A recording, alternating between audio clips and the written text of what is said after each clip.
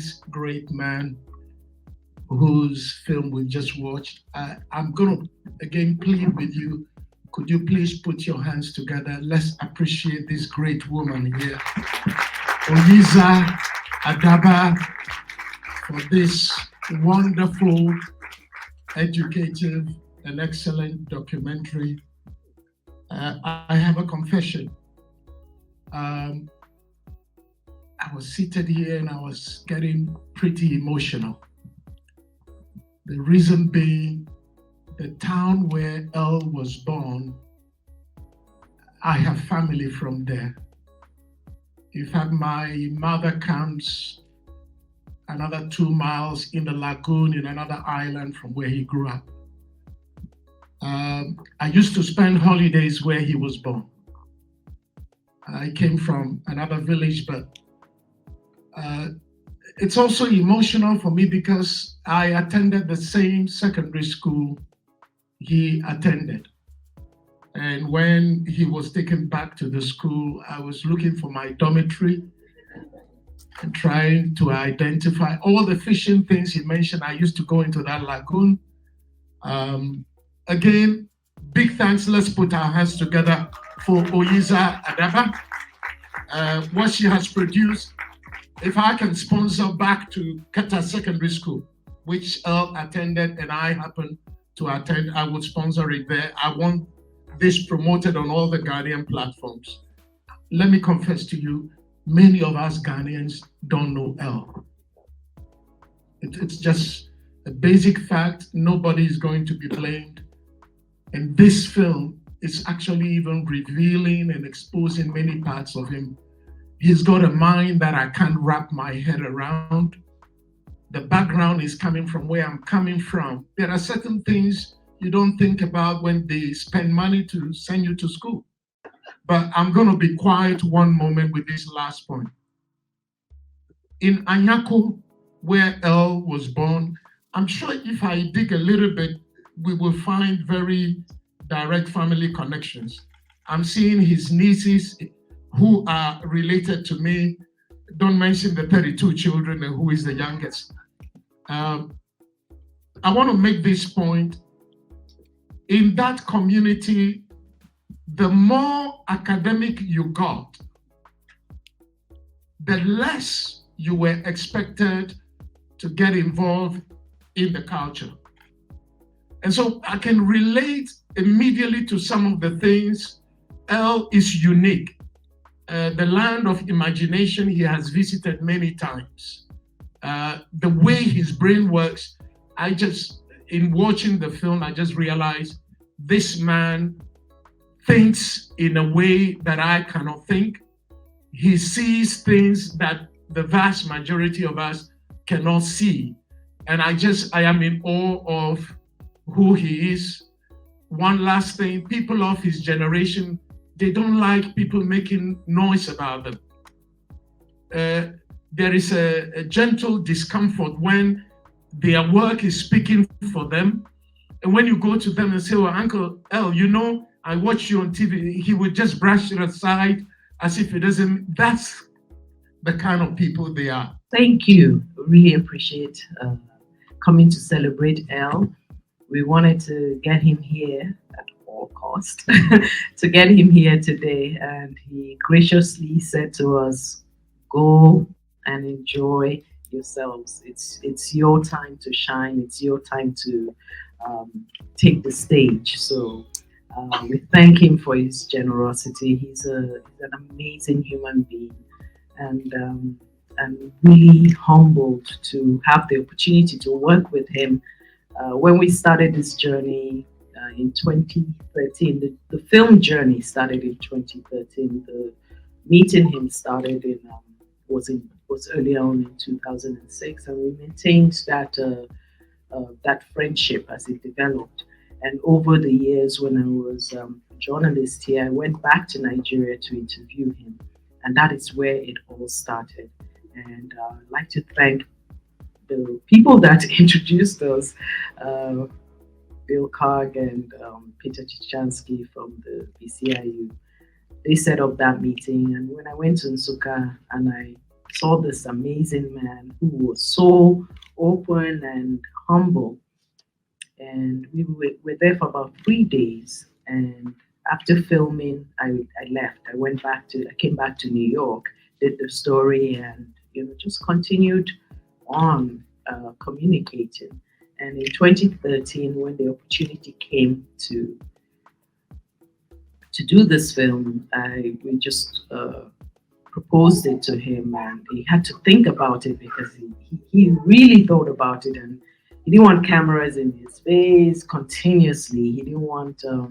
He was worried about how he would tell the story. He was worried about a few things, but eventually I think it's based on the relationship that had formed, the friendship and the trust. Because naturally, I mean, Elle is a very private person, and there are things that he wouldn't. We all know him academically. I think he's well exposed to us academically, but when it came to his personal life, some of the foundational things that actually makes him him, we needed to dig deeper, and that's where all those factors like culture and some of the places he went to school, some of the people that influenced him, his music. You can hear everything that he likes. Everything in the film is deliberate because we had to pick from what he likes. Now, why it took so long? It took 10 years to film, and we went everywhere. And the reason is Elle wouldn't stop working. That's just the fact. He just as you finish one filming, and he goes on to achieve another thing. And how can you leave that out of the film? Even at the end, we struggled because he had just turned 80, and we were filming in Ghana in February this year. So it's continuous and it's ongoing.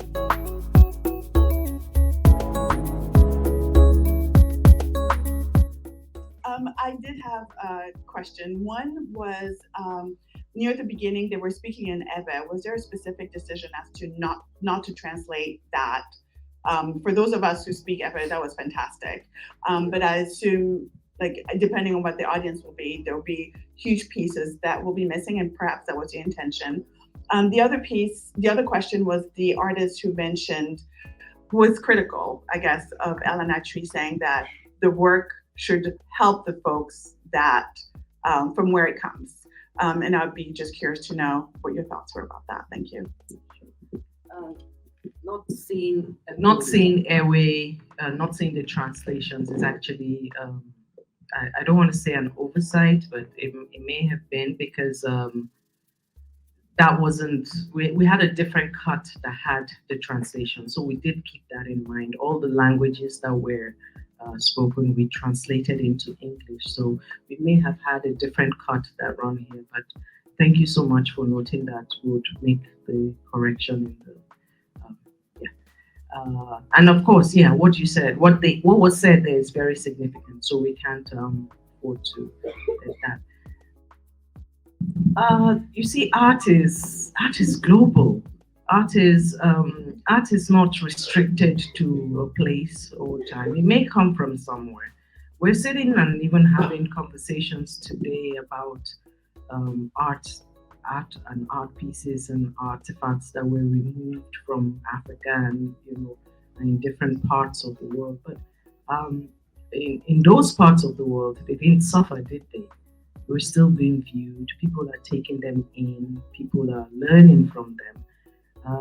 So I think art, Elle's works are not to be pigeonholed into a place or time. I think that is one of the beautiful things about it, that it's been let free, even when it comes to curating. He lets different hands touch it, and I think that's the beauty of it, that we're able to share art in different parts of the world, and it's able to touch us in different ways. And to some, it's okay to just keep it restricted, but I don't think that is what Elle's art is about. His work is at many places in New York. It's just not on view at all times, but it's in the collection of the Metropolitan Museum of Art. It's in the collection of MoMA. There's actually the Bloomberg Building, which is near Bloomingdale's on like the East 60s, and you can just walk right into the lobby and see a really big piece there. At Shainman Gallery, we sometimes have works in the viewing room. They're not public, but you can ask at the front desk. The Brooklyn Museum owns work, so it's really just paying attention to all the local museums when they have the works that they own in their collection on view. El Anatsui has been most generous with his time and patience and just giving us his all.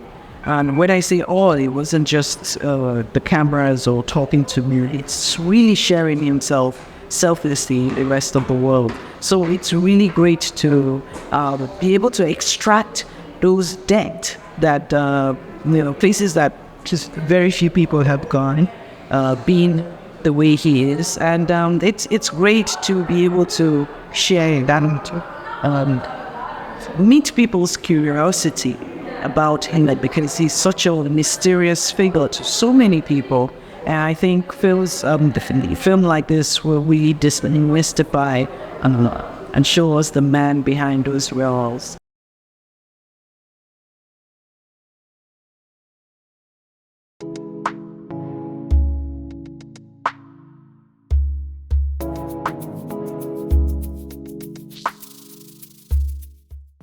By coincidence, I was brought to the Shainman Gallery by Opi sometime. Gentlemen, I don't know whether this cloth is okay.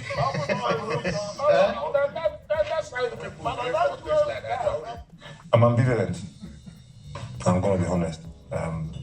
On the one hand, art like El Anatsui does is of the fundamental.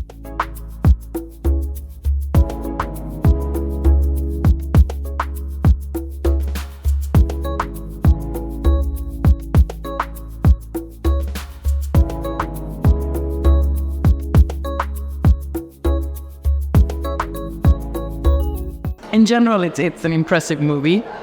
Like I said, I understand that it took 10 years, so that I know also what it takes, and I can imagine the editing process with all the material. So the choosing, I also was thinking when I looked at it, what you choose to include or what you choose to exclude. It's also a decision that you make along the way. So that's also fascinating. I've been involved with this film probably seven years out of the filming, and I've learned a lot more about Elle now in its completion, because it's amazing. His work always is very impactful. As an American New Yorker who's a very limited travel to Africa, it was just wonderful to see the artist set in his culture and to talk about the influences. It seems he's a very, very private man, and so I felt we were getting this layer of influence of his family, of his culture, across other artists. So that was very, very moving.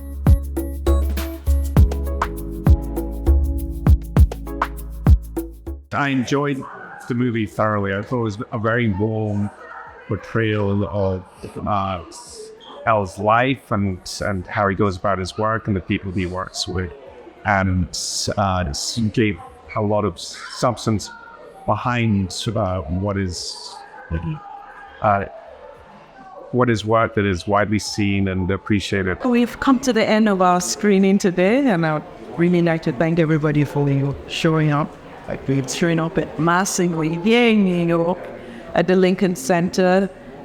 We had the great screening. We had informative questions and engagements afterwards, and Ben Noche-Malo was able to moderate. And I'm just looking forward to sharing more with the rest of the world this film that we've created, and bring the knowledge of El Anatsui as many companies, especially young people, I get learn and pick a lesson. I'm glad to see this baby finally out.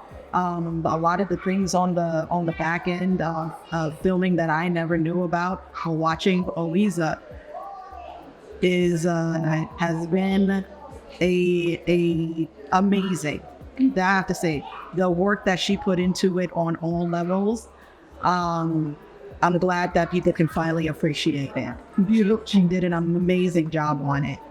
That's true. And I'm very proud of her. Okay, we have the flagship program, the New York African Film Festival, for which we're better known. And then you realized when we started, the demand was so great because access to this information, as I was saying, and not only within the American space, but from overseas, because people realized if this film had been shown here, then definitely there is an English subtitle version of the film. And so we were getting calls even from the continent.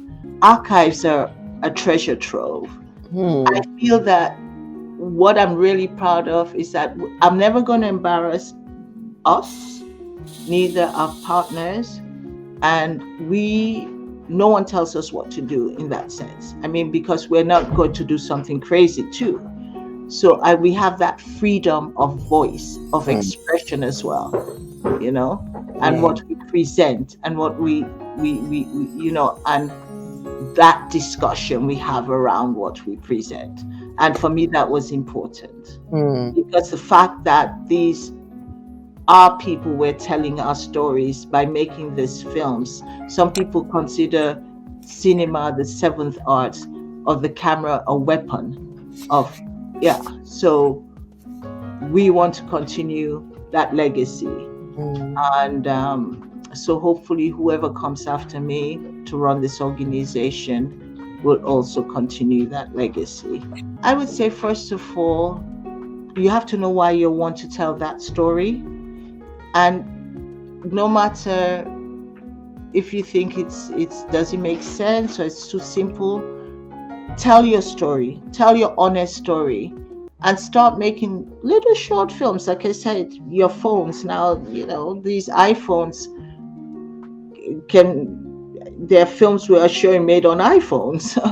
So, and also